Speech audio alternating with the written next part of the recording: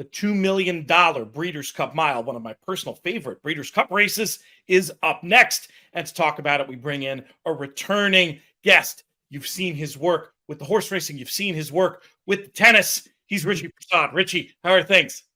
Peter, I'm fine, thank you. Actually, I'm better than fine now. I'm getting close to returning stateside, so I'm pretty excited about where we are in the calendar.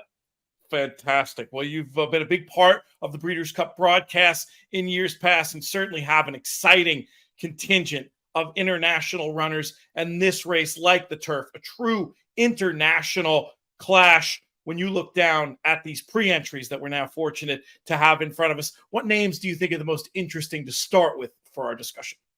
Well, boringly, and I hope you don't mind, I'll start with Godolphin's horses in the race. Obviously, last year's winner, Modern Games, sadly retired through the season. I thought he would have been great to return back to the Breeders' Cup. I thought Santa Anita would have been great for him. Obviously, he's gone now and he's got another career ahead of him. But his sister is lining up for the race, and that is Moge. So the trend of a Breeders' Cup winner, or out of the dam, Modern Ideals might continue. So I like Moge. She has only had 2 runs in the European campaign this year, but obviously raced in Dubai earlier in the season. And there is very little doubt that she improved enormously from 2 to 3. When she won first time out in Dubai at Meydan, I think a few people questioned whether she might have been lucky in that race. 1 or 2 horses got caught up in traffic, made up a lot of ground. But then she came out on fast ground over a mile. She stepped up in distance on her second start, obviously going left, and she was by 8.5 lengths, and she beat a good horse that day. But of course, it was in Dubai, so everyone got a little bit, kept their feet on the ground about exactly how good that form was. She goes to the Guineas, a little bit underrated because of that, because of the fact that her trial runs were in Dubai. It's been a long time since Saeed bin Suroor has had big top-level success, far less in a classic. And she goes and she out-battles Tahira. Even then, at that point, because going into that race, Dermot Well, the trainer of Tahira, made it crystal clear to everyone that she probably wouldn't be quite at her best. She travelled up really nice and then quickened away from her, or just out-battled her at the end. And so everyone thought, well, okay, maybe Tahira is the better filly and Moge slightly flattered by the position in the calendar, etc. But I like the fact that Moge has come back out. And I thought she put up a terrific performance to win when she travelled over recently. I thought she was too keen in the early part of the race. She had to Asheen Murphy had to use a bit of petrol early on and then slot in towards the rail to negotiate the slightly wider draw. I thought she was really good. Over a distance she'd never been before, 9 furlongs, obviously dropping back to a mile. I think hard to beat. She's very gutsy. She's got a great attitude. And I think she's underrated still. I mean, the European books or the British have her around the 9-2 mark. They've got 1 or 2 others just ahead of her, Master of the Seas, Songline, etc., just ahead of her in the market. I'd make a favourite. I'm a huge fan of Moge. I was lucky to be there that day at Keeneland. Totally agree with you. Very fresh off the bench, pulling early. I think this truly run mile is going to suit her. And it's one of the things I love about the Breeders' Cup Mile as a race. Typically, no breathers. It's a mile, but it plays like a sprint. They go hard. And I could see Moge just getting to drop her head and not get keen and have plenty left for an explosive finish. Wouldn't be surprised at all if Godolphin make it 3 on the bounce with 3 different horses in the Breeders' Cup Mile. Let's move on to Master of the Seas, though, another horse that certainly goes with a chance. It's my suspicion that he was particularly suited by the Woodbine configuration, that slightly more galloping mile. And while he certainly ran creditably the last day at Keeneland, I wonder if others aren't just a little bit better suited to the tight 2-turn mile than Master of the Seas will be. Am I underrating him? I think the one thing he does, Peter, is he travels really well in his races. I mean, you'd have seen that. Anyone who's watched his runs this year and in the past, even in the Guineas at Newmarket when he was second, just touched off by a Poetic Flare all those years ago. He strongly in his races. And I would assume that the tighter configuration of Santa Anita will play to his strengths. The only thing I think about him is I just don't think he represents the strongest level of form if everybody turned up and produced their best. Yes, he's a very good horse, very creditable performer, but the level that he's produced in certainly the last 2 seasons, certainly this season, I think just leaves him with a little bit to find. I mean, he should have won against, if he was the horse that we all thought he was, or maybe we thought he once was, then I think he should have beaten Up to the Mark last time out.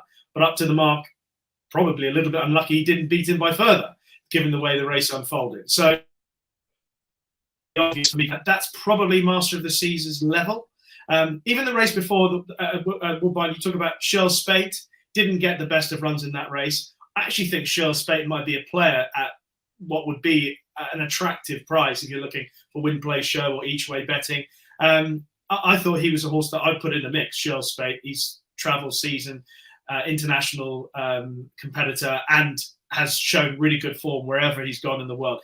So out of that, I think Master of the Seas was 2-5 in the betting when he won at Woodbine, as opposed to Shirl Spate, who's I think 5 or 6 times that price. I'm of the two. I thought Shirl Spate ran a better trial.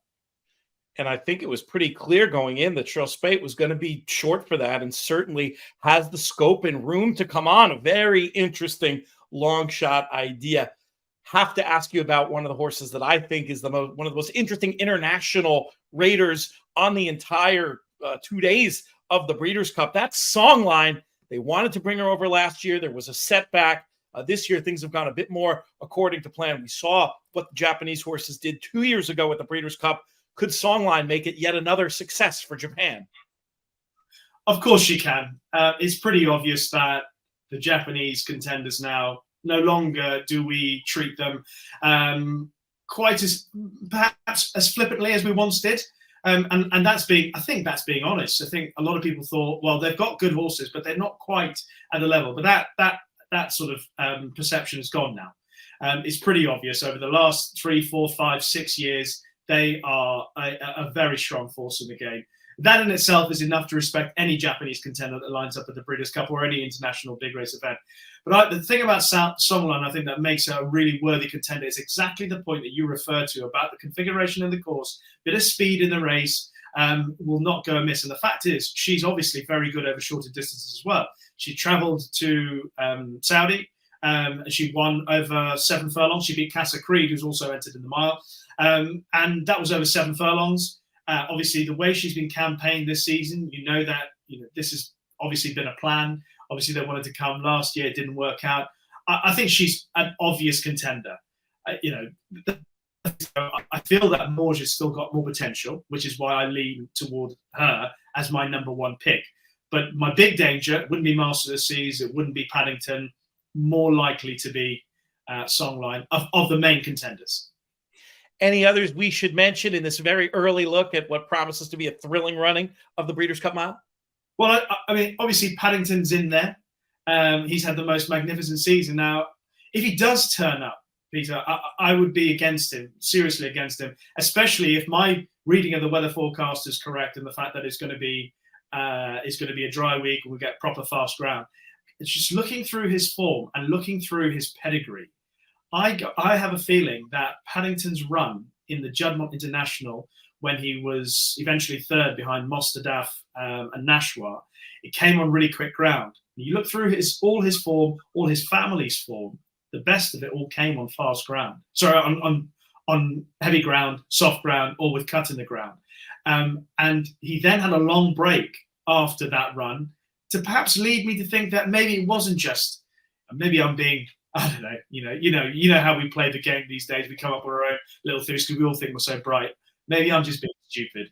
But he had a long break after that Juddmonte International, having been campaigned so hard. So you can understand connections giving him a little bit of a break.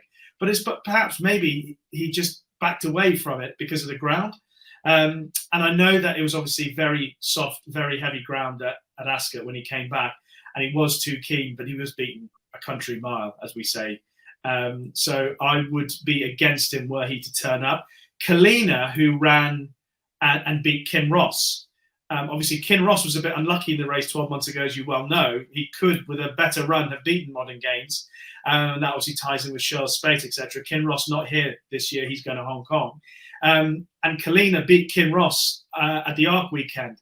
I would include her in my calculations as well. I think she's got, as a French child, you know, when the French come over for the Breeders' Cup Mile, their history is pretty good, you know, except Niesk and obviously the great filly Goldakova, even Dome Driver, etc. We pay attention to when the French have a runner in the mile. And she's got better. She had a blip mid-season, but an early form behind Blue Rose Sen in the Guineas, where maybe a little bit unlucky she wasn't closer that day. That's good enough to put her in the mix. But I think her run where she beat Kinross in France suggests that maybe she's just blossoming now at this time of the year. That was obviously over 7 furlongs in the foray. Include her in your calculations. I mean, if you're, again, playing exotics or etc., I'd have her in the mix. Terrific stuff, Rishi. We look forward to your work Breeders' Cup week and seeing you there. And I look forward to getting to hang out at the Clocker's Corner with you in the mornings. Godspeed, my friend. I'll have my stopwatch ready. Thank you so much for watching this video. If you want more great content, choose one of the videos you see on screen now, or go to our website, inthemoneypodcast.com. And for even more, check out inthemoneypodcast.com/plus.